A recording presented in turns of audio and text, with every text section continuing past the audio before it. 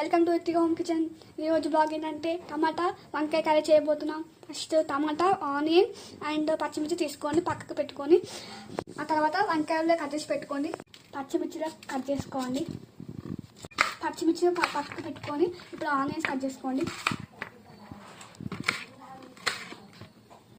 Stove on చేసుకొని పైన గిన్నె పెట్టుకొని ఇందులో 1 టీ స్పూన్ ఆయిల్ పోసుకోండి. ఆయిల్ వేడి చేసుకోండి. స్టవ్ మీద వేడైన నూనెలో టీ స్పూన్ జీలకర్ర వేయండి.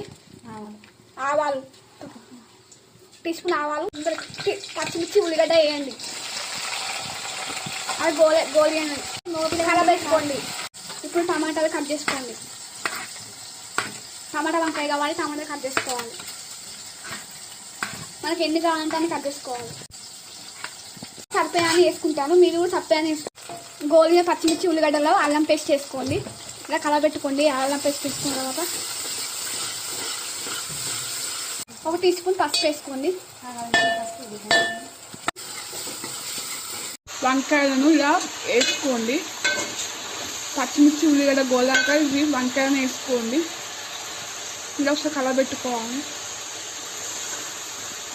ఇలా ఒకసారి వంకాయలను గోలించుకోండి. 5 నిమిషాలు మూత పెట్టుకోండి. టమాటాలు కట్ చేసి పక్కకు పెట్టుకోండి. టమాటాలు వంకాయలో వేసుకోండి. వంకాయలు గోలిన తర్వాత టమాటాలు వేసుకోండి. ఇలా కలబెట్టుకోండి. ఒకసారి ఒక 5 నిమిషాలు మూత పెట్టుకొని 1 టీ స్పూన్ సాల్ట్ వేసుకోండి. 1 టీ స్పూన్ కారం. ఒకసారి కలబెట్టుకోవాలి. ఉప్పు, కారం వేసుకొని కలబెట్టుకోవాలి.